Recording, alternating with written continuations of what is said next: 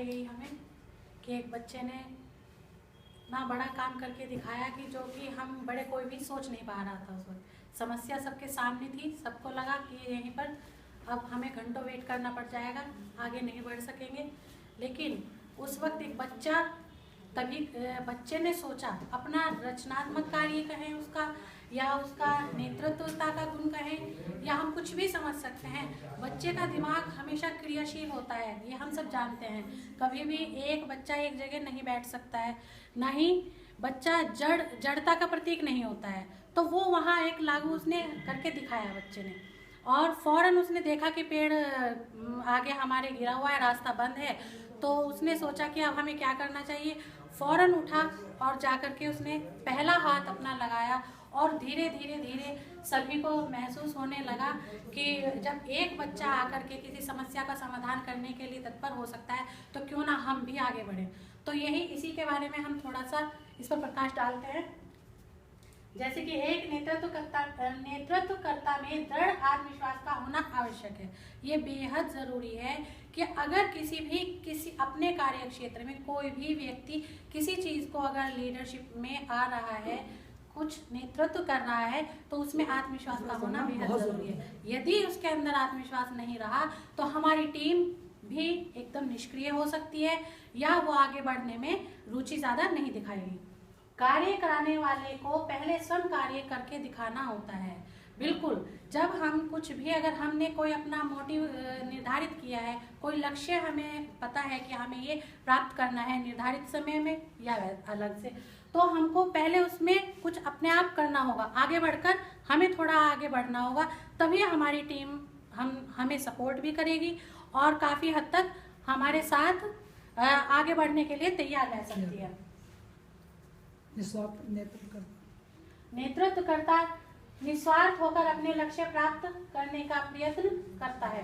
बिल्कुल निस्वार्थ। हमें कभी भी किसी भी एक विशेष वर्ग समूह को लेकर, या किसी भी एक जाति समूह या किसी भी चीज को लेकर के स्वार्थी नहीं होना है, या अपने स्वार्थ नहीं सोचना है। हम जिस लक्ष्य को हमने निर्धारित किया है, निस्वार्थ होकर उसमें हमें सिर्फ अपने कार्य के प्रति ही अपनी लगन को दिखाना है, और निस्वार्थ होकर लक्ष्य प्राप्ति में अपनी मेहनत, लगन और जिम्मेदारी से पूरा काम करना होगा, और अपनी टीम को साथ लेकर चलना होगा। टीम वर्क बिल्कुल बना के रखना होगा, तभी हम सही से नेतृत्वकर्ता का अपना जो उत्तरदायित्व है निभा सकते हैं। एक अच्छा नेतृत्वकर्ता वह है जिसे अपने लक्ष्य प्राप्ति के प्रति एक जुनून होता है। उसे विषम परिस्थितियां भी विचलित नहीं कर सकती हैं। बिल्कुल, जब एक नेतृत्वकर्ता वही अच्छा कहलाया जा सकता है। एक जुनून होना चाहिए कुछ भी कार्य करने के लिए। अगर आप में जुनून है तो आप ना ही तो उस काम के लिए दिन देखेंगे ना रात देखेंगे। टाइम की लिमिट नहीं रहेगी ना। हमें ये नहीं होगा कि हमारा स्कूल, जैसे हम अपने स्कूल के फील्ड में हैं, अगर ये नहीं हमारे पास होगा कि 9 से 3 का टाइम है, तो सिर्फ और सिर्फ हम 9 से 3 के बीच में ही हम इस बच्चों को पढ़ाएंगे या काम करेंगे, ऐसा नहीं है। अगर हमें जुनून है उसके प्रति, हमें करना है, अपने विद्यालय को अच्छा करना है, अपनी शिक्षा को वाकई में गुणवत्तापरक बनाना है, हमें कुछ अच्छा करके दिखाना है, तो हम स्कूल के टाइम के बाद भी या तो हम वहाँ भी रुककर थोड़ा कर सकते हैं, या घर आते रास्ते में भी हम उसके बारे में सोचते रहेंगे। हमारे अंदर वो जुनून हावी रहेगा हमारे ऊपर। हमें लगेगा आज हमने बच्चों को ये कराया है, ये सिखाया है, तो क्यों ना हम कल को इससे बेहतर तरीका क्या अपनाएं, बच्चों को कैसे बेहतर तरीके से और ज़्यादा सिखा सके, जो आज हमारे बच्चे नहीं सीख पाए हैं, या कोई और वर्ग किसी और कार्य क्षेत्र में हम कर रहे हैं काम, कि आज जितना हमने किया है क्यों ना हम इससे बेहतर कल करें। तो हम रास्ते में भी उसके बारे में सोचते जाएंगे, घर पे जाकर भी हम उसके बारे में सोचेंगे, रात में भी हमारे माइंड में वही चलता रहेगा। तो मतलब जुनून होना बेहद ज़रूरी है किसी भी काम के लिए, तभी हम उसको एक अच्छा रिजल्ट सामने लाएंगे। और विषम परिस्थितियों में कभी भी नहीं घबराएंगे। विषम परिस्थितियाँ कुछ भी हो, कई बार होता है कि ऐसी परिस्थितियाँ, जैसे कल थी बारिश थी, लेकिन नहीं आ सकते थे, टाइम पर नहीं आ रही, या कुछ भी काम हमारा रुकने की स्थिति में आ जाता है, ऐसी परिस्थितियाँ, तो हमें उस टाइम ना ही तो अपना संतुलन खोना है, ना मानसिक संतुलन खोना है, और ना ही हमें अपना कार्य को थोड़ा भी ढीला पड़ने देना है और ना ही अपने जुनून को कम होने देना है। उस समय हमें ऐसी आशावादी रहते हुए बिल्कुल उसके बारे में सोचना है। ज़रूरी नहीं ऑन द स्पॉट जाकर हम उस वक्त काम करें, हम उसके बारे में परिकल्पना कर सकते हैं, कुछ सोच सकते हैं कि हम आगे क्या करेंगे। अगर हम वहाँ नहीं पहुँच पा रहे हैं आज, तो उसके लिए अच्छी योजनाएं बना सकते हैं। वहाँ ना पहुँचकर विषम परिस्थितियों में भी हमें अपने लक्ष्य को ध्यान में रखते हुए ही आगे बढ़ना होगा। भौतिक संसाधनों के अभाव में भी मानवीय संसाधनों का उपयोग करते हुए भी अच्छा नेतृत्व किया जा सकता है, जैसे कि अभी आपने बताया। हाँ, ये हम मानवीय संसाधनों का उपयोग करते हुए, कई बार होता है कि हमारे पास जितनी किसी काम के लिए जितनी भौतिक संसाधनों की आवश्यकता है वो हमारे पास नहीं होते हैं, नहीं है। तो हमें ये नहीं करना है कि हमारे पास ये नहीं है, हम ये नहीं कर सकते तो इसके बिना हम कैसे करेंगे।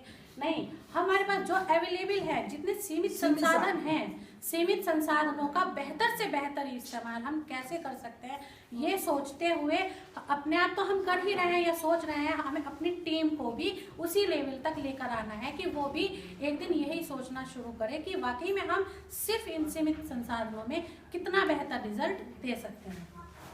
नेतृत्वकर्ता को सकारात्मक सोच रखते हुए संघर्षरत रहना चाहिए। जैसा कि ऊपर हमने अभी बताया, उसी से हमें ज्ञात होता है कि सकारात्मक सोच तो है ही सबसे मेन जो है हमारा लक्ष्य प्राप्त करने के लिए सकारात्मक सोच। कुछ अगर हमारा काम करते हुए जितना हमने बेहतर सोचा था कि हम इतना इस टाइम में निर्धारित समय में इतना काम कर सकते हैं, बाई चांस नहीं हो पाता है, तो हमें अपनी सोच को बिल्कुल नहीं बदलना है। या कभी हो सकता है विषम परिस्थिति या कोई भी ऐसी कंडीशन आ जाती है कि कोई हमारा सदस्य या हम खुद कभी कभी नहीं कर पा रहे हैं बेहतर, तो हमें अपनी सोच को नहीं बदलना है, नकारात्मकता में नहीं बदलने देना है। किसी भी हालात में चाहे कोई भी परिस्थिति रहे, सोच हमें हमेशा सकारात्मक रखनी है और संघर्ष करने के बाद ही हमेशा सफलता मिलती है। संघर्ष करते रहेंगे तो ही हम कदम आगे बढ़ाएंगे, तो ही हमें सफलता मिलेगी, नहीं तो मुश्किल हो जाता है। यह आवश्यक नहीं है कि नेतृत्वकर्ता अधिक शिक्षित या उच्च पद पर हो या अधिक उम्र का हो। कभी कभी छोटे बच्चों से भी बड़ी सीख मिल जाती है, जैसा हमने वीडियो में देखा था। ये बिल्कुल जाहिर सी बात है। वैसे कहा जाता है कि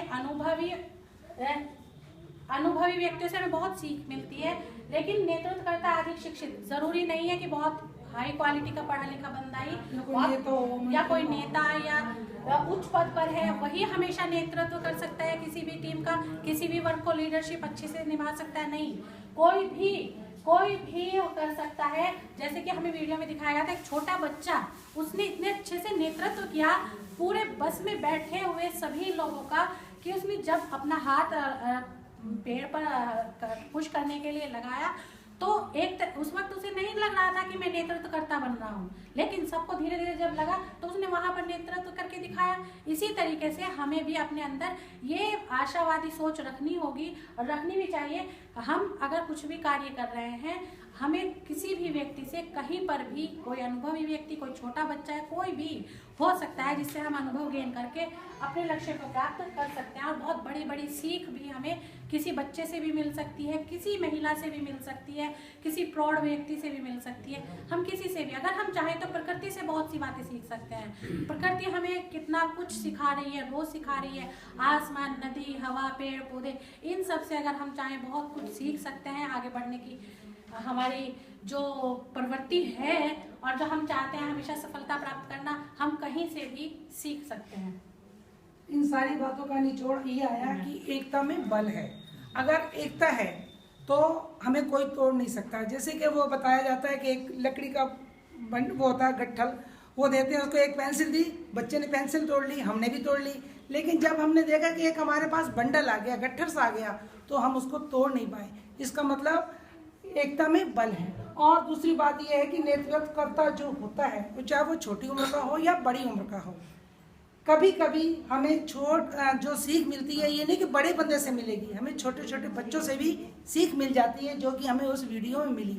और कभी कभी इंसान कहता है कि मेरे हाथों में तो कुछ लिखा नहीं है।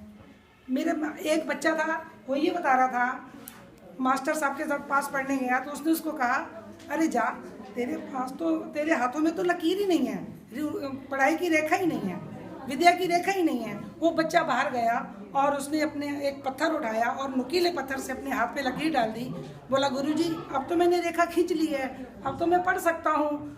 तो गुरुजी ने उसे अपने गले लगाया। गुरुजी को एहसास हो गया कि मैं गलत बोल गया था। कभी कभी इंसान बड़े इंसान से भी गलती हो जाती है और सीख उसको छोटे बच्चे से मिल जाती है। और बाद में मैं ये कहना चाहती हूँ, मत कर यकीन हाथों की लकीरों पर, क्योंकि तकदीर उनकी भी होती है जिनके हाथ नहीं होते।